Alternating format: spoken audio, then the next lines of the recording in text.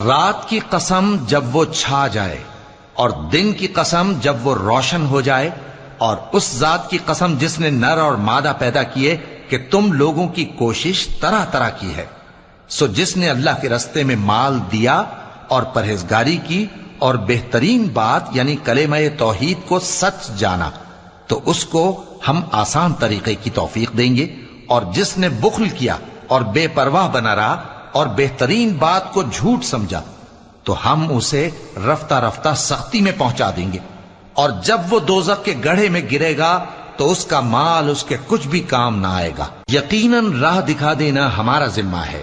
اور بے شک آخرت اور دنیا ہماری ہی ملکیت ہیں۔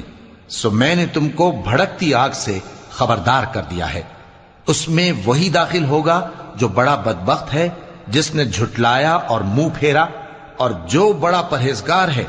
وہ اس